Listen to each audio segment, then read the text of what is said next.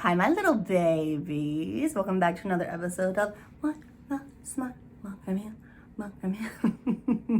Vogue. Hi. My name is Candace. Thank you for joining me for another episode of What the Smut. I really appreciate it. I couldn't even get the name of the channel out before I was just like, blah, blah, blah, blah, fuck off into space. Hi, my name is Candace. Thank you for joining me for another episode of What the Smut Book Reviews. In today's video, we are here to review a book. What? Are you kidding? No, I'm not kidding. I know. So, I itch. So, in today's video, we are going to be reviewing a book. The first book by a new author for me that I've never read before. And there's a funny story behind how I discovered this author, how I discovered this book. So if you know anything about me, then you will know that I live on Instagram. More specifically, Bookstagram, which is like, if you don't know what Bookstagram is, if you live under a rock, like I used to do, then you won't know that within Instagram, there is a community of people who read like it's going out of style. And they literally, their life is Instagram. They live to talk about books on Instagram, right? That's the Bookstagram community, right? Okay. So if you have a Bookstagram account, I do, then your account is nothing, it's about nothing but books. More specifically, romance novels, like my account. So, I forget where I was going with this. Where was I going with it? Do you remember? So, I have met a lot of wonderful people through Bookstagram. And if you spend literally, if you create a Bookstagram account and you spend more than 30 seconds logged into that account, you will have 500 people shoving books in your face. Read this book, it's amazing. Read this book, it's amazing. Best book of 2022, right? Okay, very overwhelming. I'll just tell you that. It can be extremely overwhelming. Bookstagram is amazing, and you'll find a bunch of books that you really, really love. You will also find many a panic attack, because it can be very overwhelming. Okay, so I have met a lot of nice people there. I have bonded with a lot of people there, obviously, because you bond with people who have similar interests to you. So you talk about what you're there for. You talk about books. And you go, oh my God, bitch, I love that same book. You're my person. You're one of my people, right? Okay. So one of these people, her name is Katie, and she recommended this book that I'm getting ready. Well, okay, no. She recommended a book to me called Carnal Urges by author J.T. Geissinger. And she's like, it's a standalone novel. It's amazing. The banter between the two main characters is off the charts. You'll love it. Okay, cool. It's mafia romance, Irish mafia, which I don't have a lot of experience with Irish mafia. Bratva, yeah, I do a lot of bratva. I've done some Italian, some Polish, not a lot of Irish. Give it to me. Okay, cool. So I go on, and I'm on Amazon, and I was like, book 2. Queens and Monsters series, book 2. What do you mean? What do you mean book 2? Okay, there's a book 1 called Ruthless Creatures.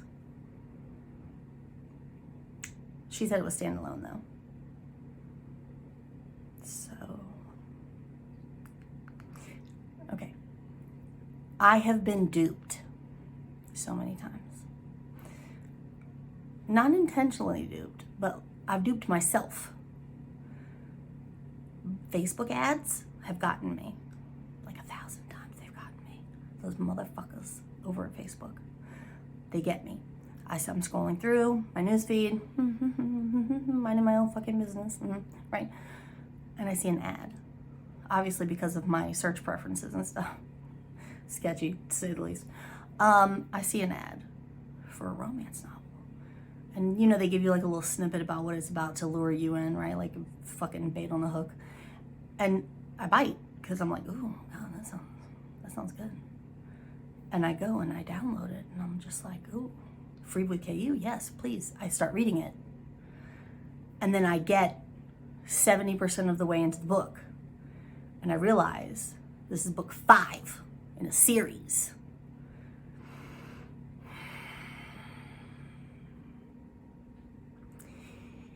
And my inner OCD just goes completely haywire. And I'm like, are you joking? So you're telling me that now I have to go back and read four books. And then by the time I get through those 4 books, obviously I have to do a reread of book 5 because cohesion, is that a word? Cohesion? Yes, okay, right? So I can continue with the series. You got me, Facebook. I got zucked in a different way, bastard. So I've done that to myself so many times by not doing my research. I just got hooked in and then I fucked myself. So this time I was like, Katie, you got me. You almost got me. You almost got me, girl. No. So what I'm going to do is I'm going to read Ruthless Creatures first, and then I'll read Carnal Urges. So I can stay within. So if I like it, if I like the series, then I'll already be reading them in order. Don't worry, girl, I'll get to this book. So I started it before I messaged her to let her know that I was going to backtrack to read the first book. She voice noted me on Instagram in my DMs, and she wigged out. Not like truly wigged out, because Katie has the voice of like a 16-year-old, and nothing she says could ever sound angry. Like, you know what I mean? Like, she could never sound mad, like legit mad about anything. I don't think she has it in her, to be honest. So even if she was like cursing me out, I honestly don't think I could take it seriously. Sorry, girl. So she's like, no, I told you it can be read as a standalone. Read this one. I don't think you'll like that one as much as this one. I was like, well, it's too late now, bitch. I'm already in. I already started it, so too late. So long story short, 10 minutes into this video, and I haven't even told you what book we're here for. I think you can guess though. In today's video, we're going to be reviewing book 1 in J.T. Geissinger's Queens and Monsters series, which is Ruthless Creatures. This will be my first ever J.T. book. I have never in my life read a J.T. book before. So this was the first book that I have read by her. I was pleasantly surprised. I have heard good things, and obviously I have seen the covers for these books on Bookstagram before. But just like every other book that gets wrecked to me on Bookstagram, because so many books get wrecked to me on Bookstagram, it goes on a non-existent TBR that I don't really have. And like in a pile that just keeps building and building and building in my mind. And will it ever to be seen again? I don't know. Maybe. Right? So I'm gonna give you guys the deets for the book, and then we'll do the blurb. Because I don't own the physical book yet, I will probably be buying them in trade because they look good. But I don't have them yet. So unfortunately, I don't have the book to read the blurb for you guys.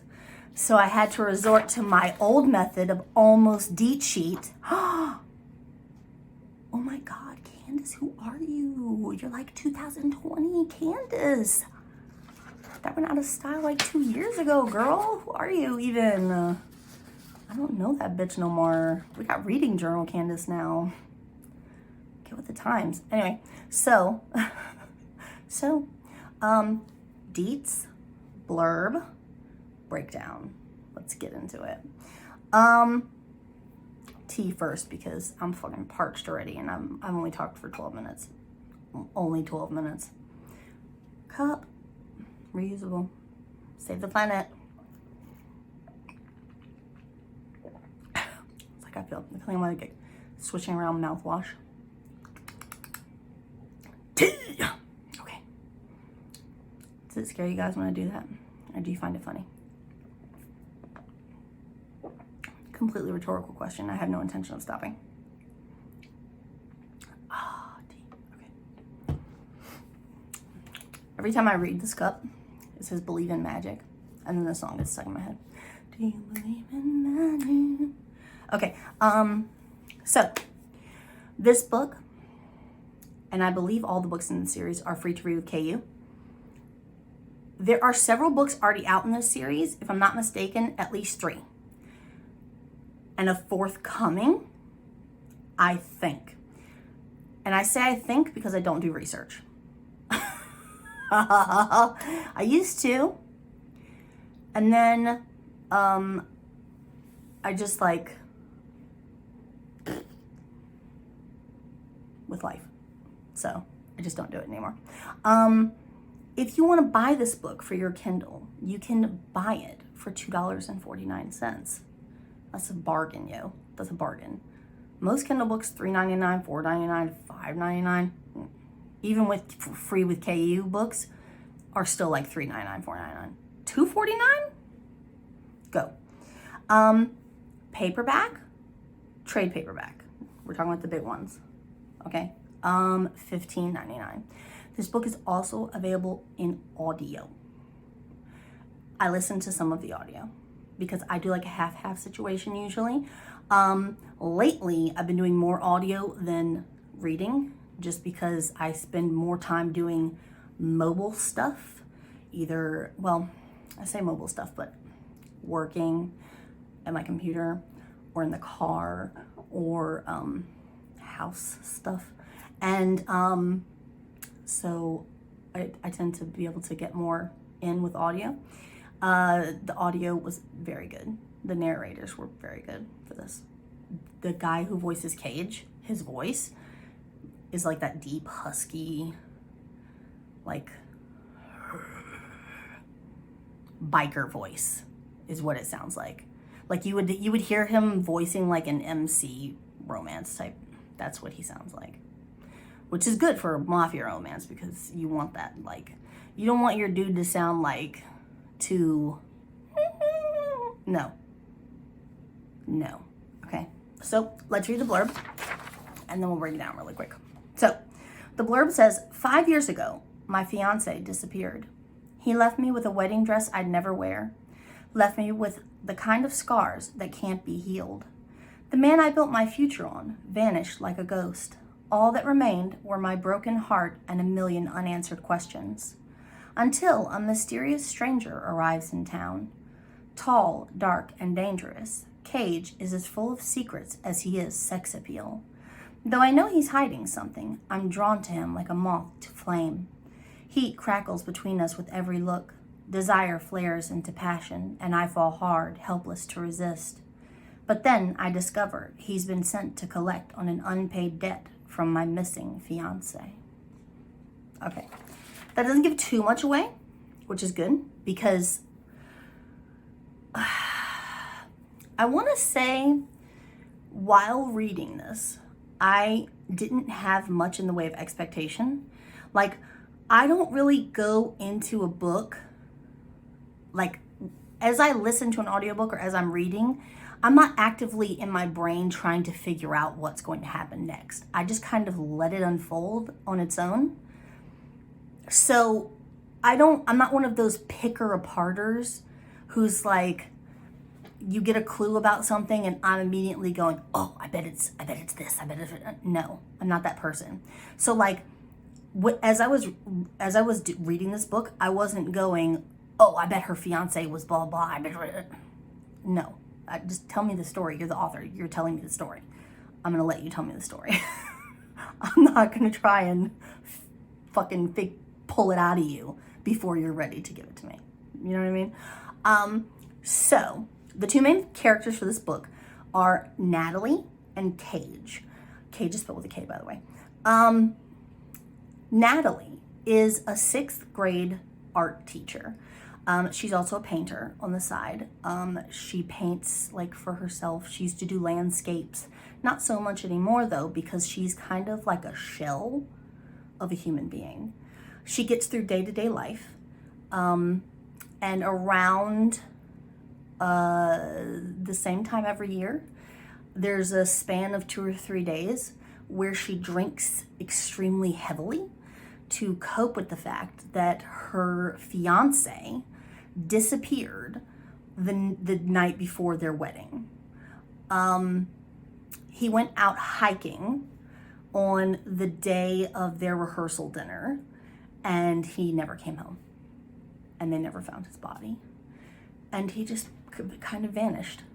And since that time, which was 5 years ago now, she has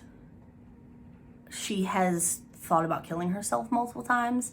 She's been suicidal, she's been depressed, she's been et cetera, et cetera. She has anxiety, right? She's a mess. The only person that she really has in her life to rely on is her best friend Sloan, who is a fucking hot mess. Sloan is a loud-mouthed, brash, quick-witted, sassy pants. Like, literally everything you can want in a brash... Sloan is the main female character for book 2, which is, I can understand why Katie wanted me to read that book first, because we'll get there. But Natalie is the damaged one.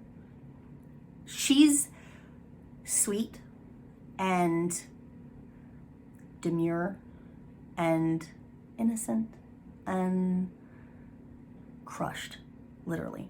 She's just a husk of herself, of her old self.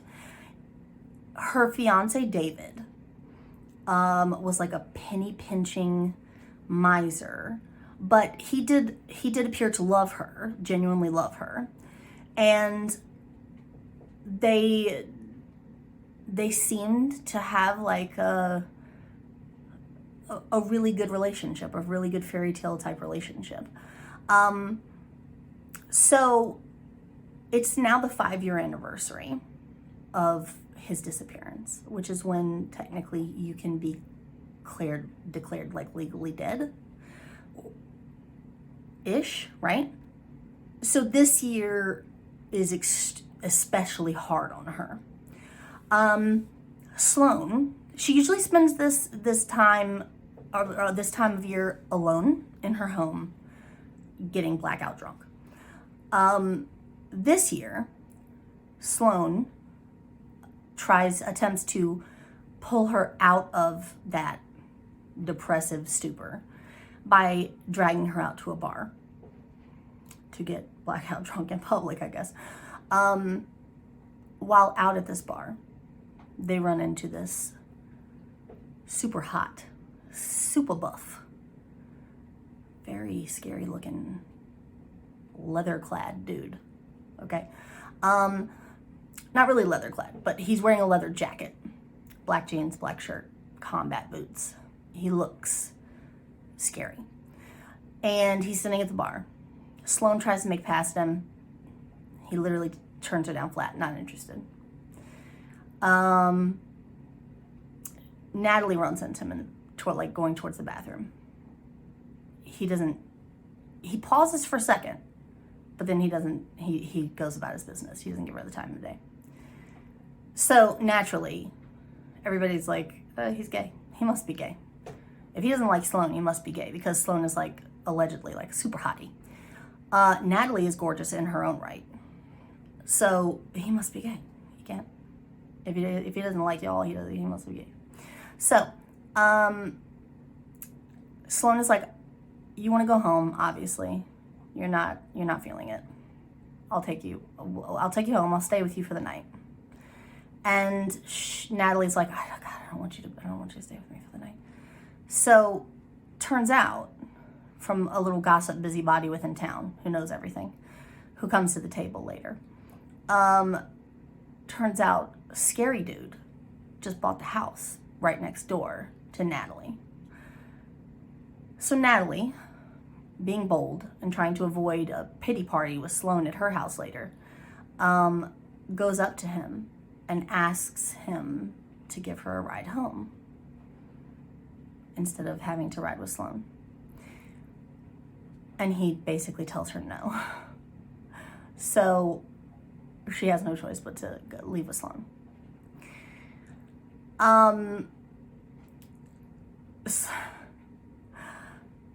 Later on, the next day, he comes over. There apparently a package was delivered to his house. Incorrectly, it was for her. It's art supplies. He walks in on her trying on her wedding dress because she's getting ready to donate it. Sloane's making her donate it to like a local secondhand shop or something, as part of like a purge / closure type situation. And he walks in on her and they have like a very awkward, weird moment, and she like freaks out and he like leaves. He like freaks out and he leaves. And her and Sloane come to this weird conclusion that he must be a widower is the only explanation for his response to her in the wedding dress. And so later when she sees him at dinner, eating dinner by himself in a restaurant, where she's also eating dinner by herself in her own little pity party, he has the maitre d' or the waiter call her over to his table and ask her to join him for dinner. And she apologizes to him and she says, I'm sorry, it was really insensitive of me to freak out on you like that. I should have taken into consideration your situation. And he's like, what situation? And she's like, that you may have recently lost someone. And then she explains, and he's like, I've never been married. And as they talk, he reveals to her that he is a criminal, and he's very honest, and he just tells her that he's bought the house to launder money. He's only going to be in town for a few days, and he's very attracted to her, and he would basically like to sex her up, basically, and that he's never met anyone more beautiful than her, and right, yada yada. She is stunned, then freaks out and runs out of the restaurant. Up to this point, she has been pining away for her missing fiance for 5 years. She swears up and down that she's in love with her fiance. She's never really been in love with David. Like, maybe she loved David, but she's like real love, no girl. So Cage is making her feel stuff that she's never felt in her life. She's never felt these feelings with David. How could she possibly? So she's torn, right? she calls. She either calls him or she sees him the next day, and she basically tells him, I can't. I'm sorry, but I just can't just sleep with you.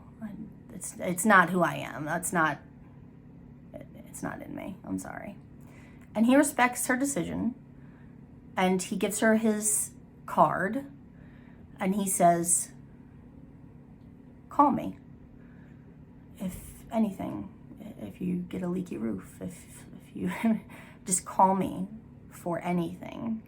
He's basically telling her, look for an excuse to call me. I want you to call me. And she's like, okay. But she doesn't call him. And several months pass by. And then he just randomly shows up at her doorstep one night in like the middle of, I forget, it's like winter or something, close around Christmas. And he just shows up. And she's like, what are you doing here? And he's like, you didn't call. And you're literally all I can think about. And they just like, and I was just like, oh, damn, that's hot. It was so cute. It was hella cute, okay? He was hella cute. Cage, okay. She agrees to date him. He tells her, I want whatever you'll give me. Just give me a chance, give me something. She says, okay, well, I want to go I'll go on a date with you. My friend Sloan is going out with this guy, and we're going to go on a double date. So it turns out that they go to dinner at a restaurant where Cage and Natalie meet Sloane's boyfriend, not really her boyfriend, her boy toy, Stavros, who turns out to be a Russian gangster. He's in the mafia. However, when Stavros sees Cage, he starts asking him very veiledly disguised, veiledly, is that a word? Very like poorly disguised questions about who he is. What's your name? What's your surname? What's your whatever? Okay. Cage reveals to the table at large that he is second in charge of the New York chapter of the Bratva, the Russian mafia.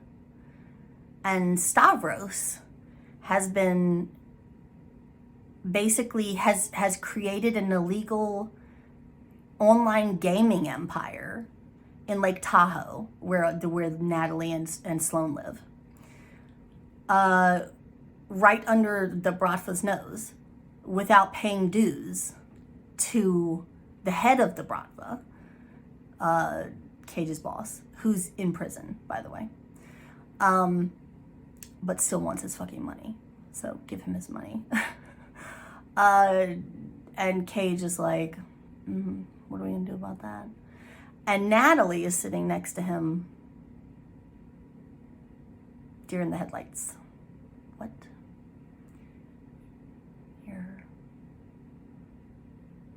You're in the mob?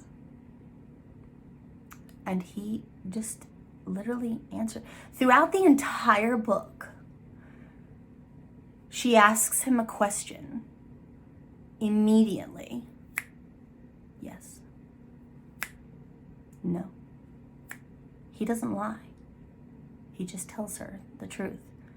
He'll answer her the truth. Yes. He doesn't, no beating around the bush, no nothing. Yes. You're a member of the Russian mafia. Yes. If she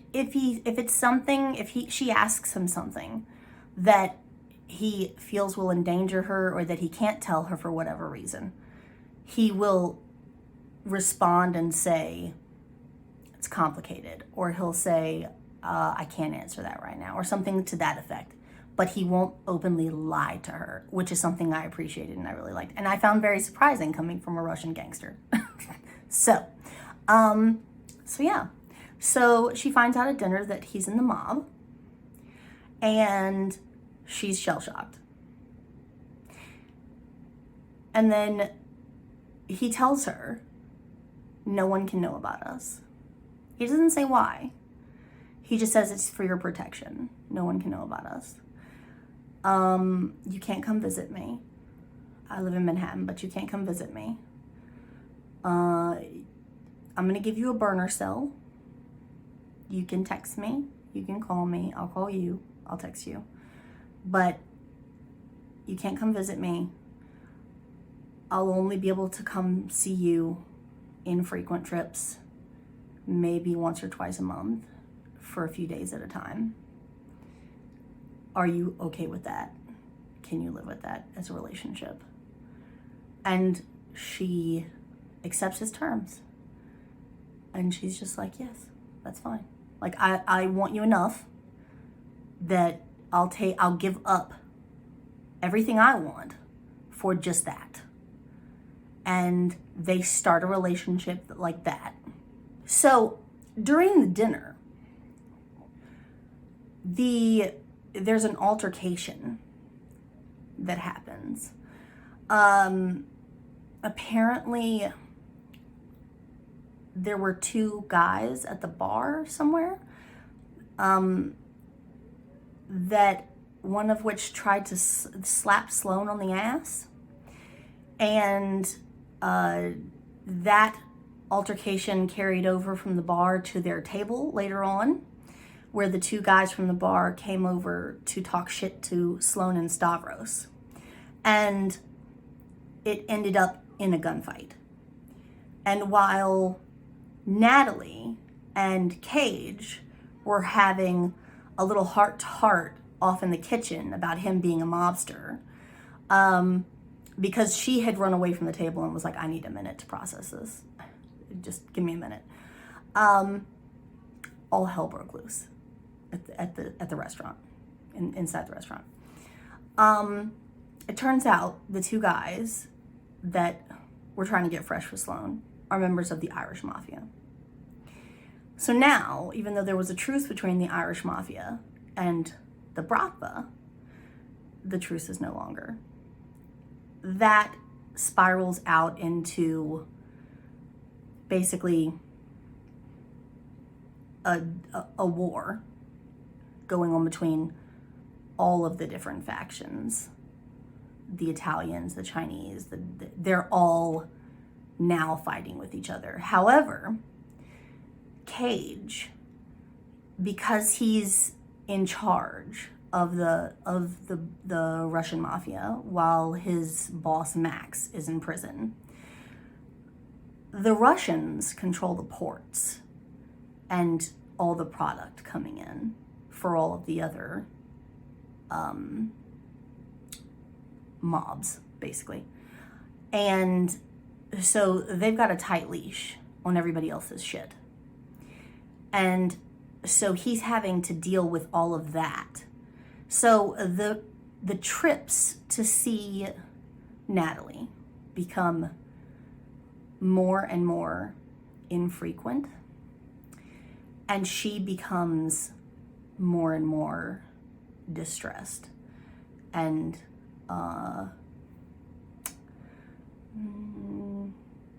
ill content with their relationship.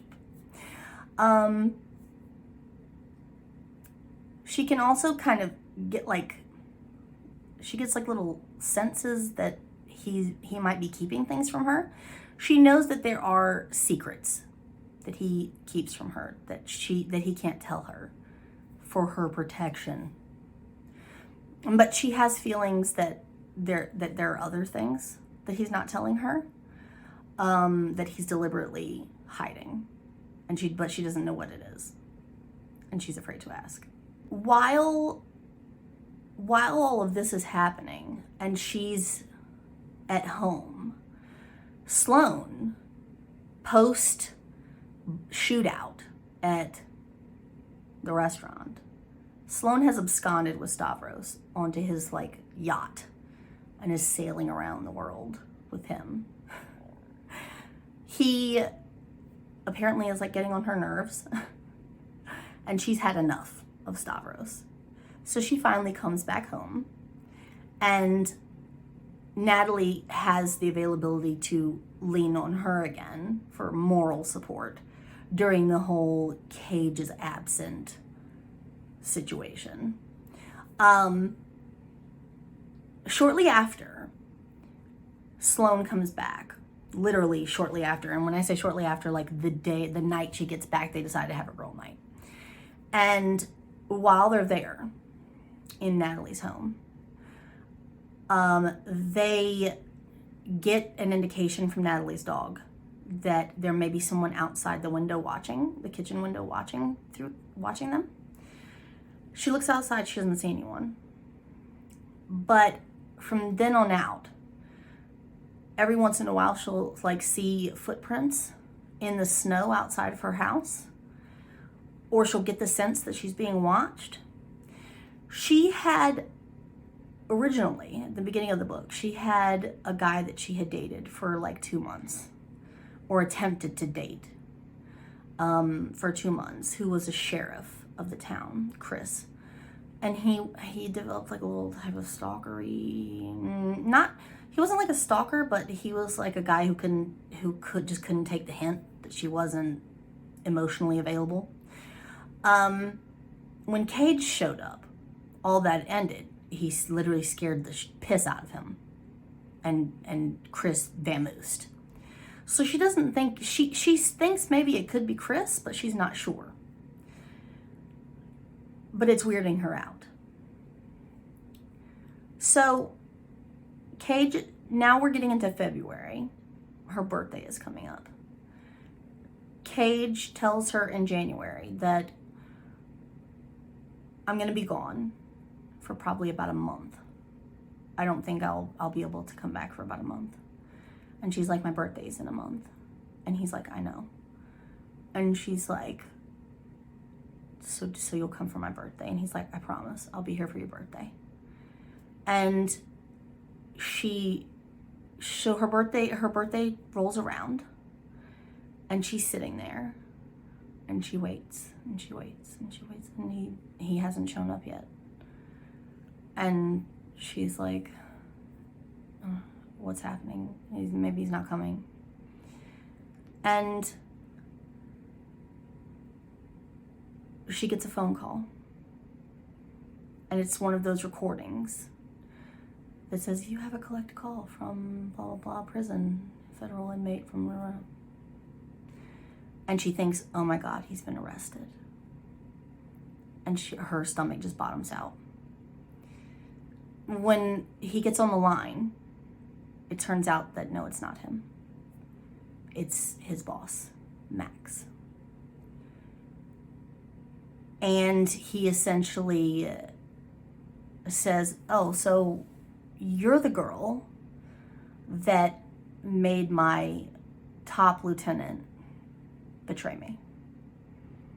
And she's like, what the fuck are you talking about? She has no idea what he's talking about. Because obviously Cage doesn't tell her stuff. What the hell are you talking about? So he's very vague and cryptic, except for the parts where he threatens her parents. He knows her mom and dad's name, and he knows shit about her life, enough to scare her. And then he tells her, he asks her, where's the money? What money? Don't tell him what money. Where's the money? What else do you know? And he starts quizzing her. And then he tells her, Victor will get the rest of the information out of you. Victor? Who's Victor? And then she hears a voice behind her. And she turns around, and there's a man standing directly behind her with a gun and a very scary look on his face. And she tries to run. And he grabs her, obviously. And he starts to quiz her. Where's the money? She assumes that he's referring to a trust that Cage had set up for her. After her and Cage decided that they were going to be together, and essentially profess their love for each other, Cage set up a trust fund, or a trust, with $10 million in it. She has not touched a dime of that money. She has been living off her teacher's salary, and she's continued to work because she's not a gold-digging hoe. So she assumes he's talking about that money. So she says it's in the Cayman Islands, or it's in this account with this bank. It was right under our noses the whole time. And he starts asking her all these weird questions that don't sound like they're lining up. And then he makes comments about, oh, he's still alive. And she's very confused. And she's like, assuming they're talking about Cage. That he's talking about Cage, because Cage is the one that set up the trust for her. But he makes a reference to him being an accountant. And she's like, I don't know what's happening, what's going on.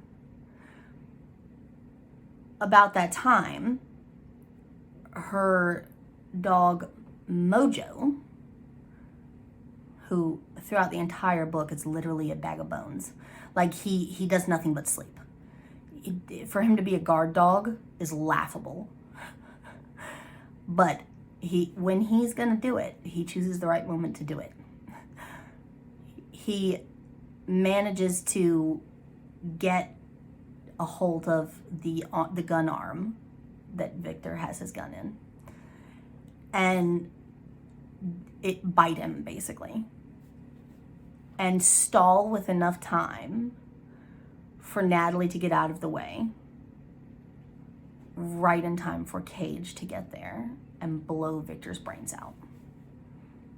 Obviously, Natalie is traumatized. And she's like, what the fuck is going on? And she's looking at Cage for answers, because tell me what the fuck is happening. There's a man in my house and your boss just called me from prison, threatening my parents and alluding to all of this shit that I have no idea what's happening. So a mask drops down over his face, and he becomes very cold and very stoic. And he tells her that it wasn't a coincidence that he showed up last September and bought the house next door to hers. That he had originally come there with the same intention as Victor, which was to interrogate her about her knowledge of the whereabouts of her fiance, David, and the $100 million that he stole from Max when he worked as his accountant for the mob in his prior life, before they met, before he turned state's evidence and went into witness protection. So, essentially, whether she had had information or not, Cage was supposed to kill her and dump her body in a lake. He didn't, because he was attracted to her and subsequently fell in love with her. She doesn't believe him. Once he tells her everything that he has to tell her, she doesn't believe the I love you part. She thinks it's a joke. Wouldn't you? So, essentially, David, real name Damon, prior to going into witness protection, was the mob's accountant, married with 2 kids, whom he claims he doesn't even think are his because they look Sicilian and they don't look anything like him. Piece of shit. He was the mob's accountant, and he siphoned off $100 million worth of mob money. And when he had finished siphoning that money, he went to the feds and gave them enough information to put Max away for life. And then he went into witness protection, and they moved him to Lake Tahoe, where he met Natalie, penny pinched, and made her literally rinse out Ziploc baggies to reuse them, and proposed to her. And oh, P.S., by the way, he's still alive somewhere. We're not sure where.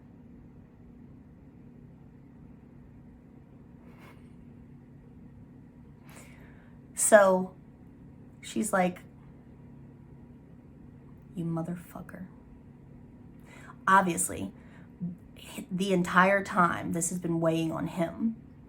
He's wanted to tell her, but he was afraid of this obvious situation where she's going to fucking hate his guts. Because I was sent here to murder you, and I fell in love with you instead. But you're not going to believe me, because I was sent here to murder you. Tale as old as time. Okay, right? So, she looks at him and she says, so what happens now? And he's like, I need to get rid of the body, Victor. Victor's headless body, basically.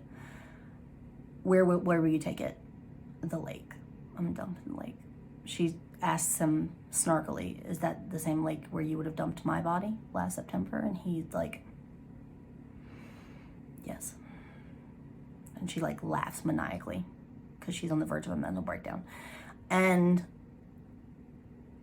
he's like, wait for me here.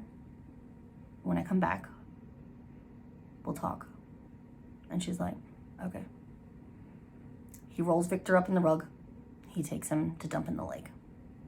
The second he's out of the house, she starts scrambling. In the beginning of the book, a boy shows up at her doorstep. Right around the time that Cage comes to town. But it didn't seem to have anything to do with him. A boy shows up at the doorstep with a crumpled up looking envelope. A very old looking envelope. Addressed to her in David's handwriting. He works at the apartment building that David used to live in. And he says, hi, we're doing some renovations at the apartments. We took out the old mailboxes to replace them, and this was stuck behind them. We don't know how long it's been there, but based on, whatever, we can only assume it's been since before he disappeared, because he's been missing for 5 years, so obviously. So she takes it, and inside is a key, nothing but a silver key. Turns out it's for a safety deposit box at a bank they didn't even bank with. She goes in to the bank. Her name is on the account. Inside the safety deposit box is nothing but a letter. It's basically like a love letter. I will always love you, yada yada. And then a very cryptic line, something about you once said that you could always find yourself in painting, or that you would always find yourself in painting. I hope one day you'll find me in your paintings too, or something like that. So when Cage leaves, after she's found out that David is still alive somewhere, she remembers the letter and that line, and she thinks to herself, you piece of shit. You hid your location of where you were going somewhere in one of my paintings. So she's scrambling all over the house. She tears up everything. And on the back of the painting in the living room, right? In the living room or the bedroom, she finds inside one word, Panama. And she bolts out. She takes a flight to Panama. And she finds him and tracks him down. He's now living under a different name. But he's there, and he's waiting for her in the doorway. How he knew she was coming, I don't fucking know. But he's there waiting for her in the doorway. She's livid. You let me sit there for 5 years waiting for you. Not knowing if you were dead or alive, not knowing what happened to you. Literally on the verge of killing myself every day. And you're living like a king with $100 million worth of skimmed off mob money in Panama. And he's very apologetic. And he's like, that's why I sent you the letter. I thought you would come and find me directly after. Yada, yada. I've been waiting for you this whole time. I love you so much. Blah, blah, blah. Well, I didn't, David. The fucking letter got stuck behind the mailbox. Okay. Right. So. Turns out. She tells him everything that's happened. With Max. And with Victor. And with Cage. And blah, blah, blah. And he loses all color in his face. And then a voice from the shadows. Cage steps out. He tracked her cell phone. GPS, you dumb bitch. So, she asks Cage, please don't kill him. He may be a fucking moron, but I don't want you to kill him. Which he agrees, I'm not gonna kill him. It's fine. I don't care anymore. All I want is my woman. I'm only here for you. I love you. So sweet. About that time, in walks a woman. Honey, I'm home. Oh, you were waiting for me all this time? So,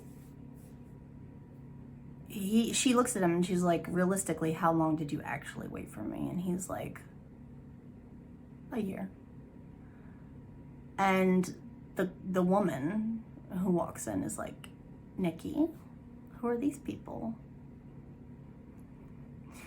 She has a rock on her hand too, by the way. He's engaged to her. He alleges that the feds got a tip off that the mob had learned of his location 5 years ago, and that he had to leave. That he didn't want to leave her, but he had to. According to Cage, they didn't learn of his location. They didn't get a man inside the FBI until last September. So he's either lying or he's full of shit. Everything out of that man's fucking mouth is a lie. So, bitch, you're better off, okay? So, by this time, Natalie is well and truly drained. She doesn't want anything to do with anyone. Cage is like, I'm not letting you go. You're coming with me. And she doesn't have the will or the energy to fight him. So she goes with him. He takes her to New York, to Manhattan, to his apartment. And she's like, I thought you said I could never come here. And he says, well, things have changed. And she finds out that he has basically put plans into motion that have led to the death of Max. He paid someone in, I think it was the Italian mob within the prison, to cause a riot and have Max killed as collateral damage. It was an accident. He got caught up in the, okay. He now owes a debt to that person, but we'll one thing at a time, okay? So now Max is dead of an apparent accident. It can't be traced back. It won't be traced back to him. So he's the natural next person in line to take over as leader of the Bratva. So people are coming to the penthouse or the apartment, paying their respects to the new king of the Bratva. And he tells her, I want you to marry me. I want to have a life with you. You're my queen, you're my everything, blah, blah, I love you. And slowly, over time, she starts to believe him. And yeah, and he officially gives her a ring and asks her to marry him. And she says yes. And the end. There is an epilogue at the end that leads into book 2, which involves Sloane coming to visit them in New York and her stepping off of a plane, getting into a car that's driving her to Cage's apartment. And as she's getting out of the car to go to the elevator bank in his parking garage, she gets kidnapped by the Irish mob. So, yeah. So, exciting. Yeah, exciting. So, that's pretty much it, kiddos. That's, I think, an hour later. I'm pretty sure I got everything. Did I miss anything? I don't know. If I did, it's gone. It's lost forever to the ravages of time. I don't know. Anyway, for the rating for the book, I gave it a solid 9. I really liked it. I really did enjoy it. I can already tell I'm over halfway through with Carnal Urges, and I can already tell that I'm probably gonna like it more than Cage and Natalie's book, but that's 100% because of the banter between Sloane and Declan. But this book was very good as well. I enjoyed it. For a kickoff for a series, I liked it a lot. And that's saying something, because prior to this, I have come to the realization that, for me anyway, and this is probably just my defective brain, for me, when I start a new series, the first book of a series tends to start off very slow for me. And I usually end up saying well, the first book was just okay. And I didn't really care for it. Or the first book was, it was meh. And then as I got further into the series, I liked the subsequent books more and more and more. Which may happen to a lot of people, I don't know. But I actually did like this book, which was book 1. I liked it a lot. Also, a side note, this is the first book, the first novel that I've ever read where the main male character allows the main female character to spank him. I have never read that before. And she basically says, I'll let you spank me if you let me spank you first. And he agrees to it because he wants it so bad. And I was just like, what? You progressive man, you. What? I liked that. I was like, go ahead, boy. Go ahead, boy. I like that a lot. So, point one for you, Cage. I like that. So yes, so I gave it a solid 9. I really did enjoy it. I would highly recommend this book if you like mafia romance. There was a lot of sexy times in this book. A lot. Like, obviously not more sexy times than there was storyline. There was a good balance. And I'm big on balance. I don't like books that are just basically like 90% porn, 10% story. I need a good balance. And this did have that.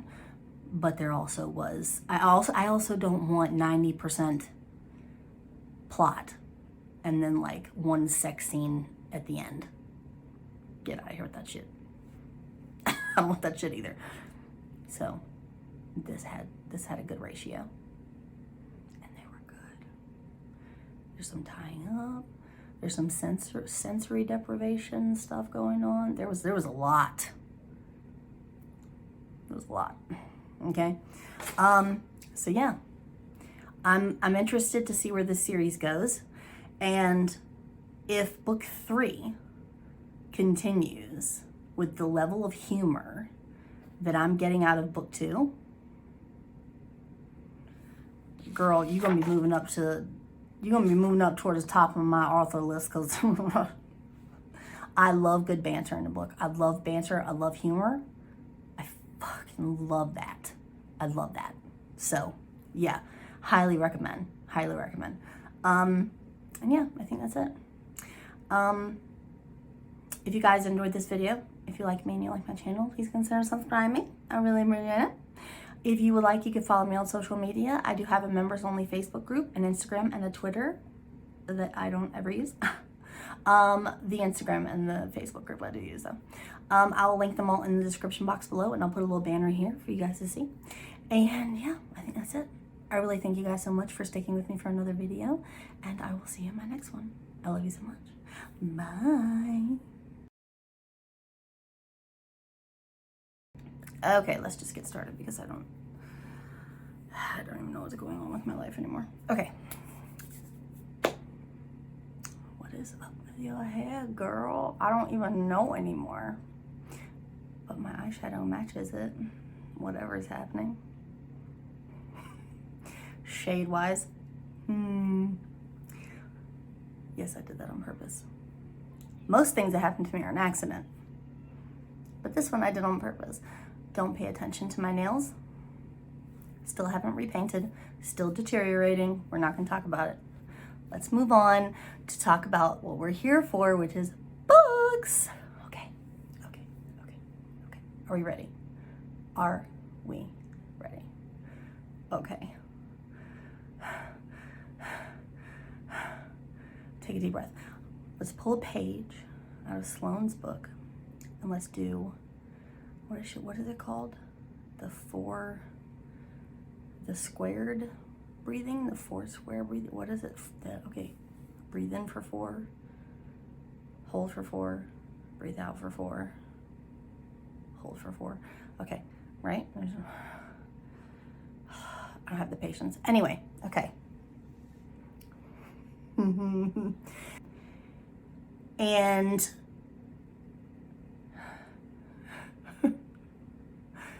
yeah, and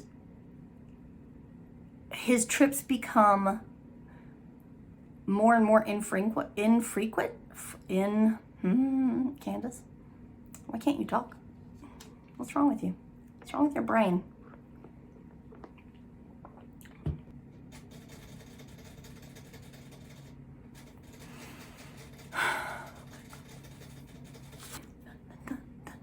Shake it, shake it, shake, shake.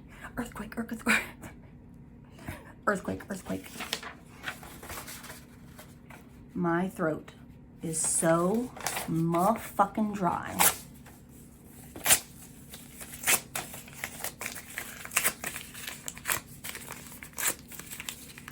I'm not sad to see you go, but I'm glad to be done with the review, because that's one less thing crowding up my brain. Okay, next. The Immortal. Where you at?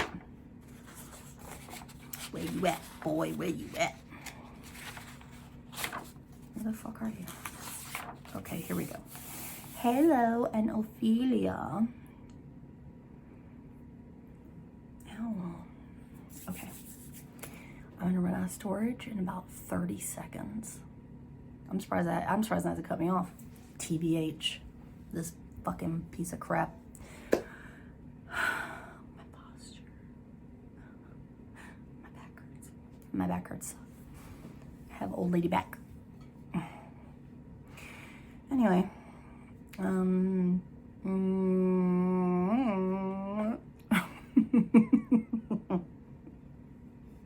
what is wrong with me?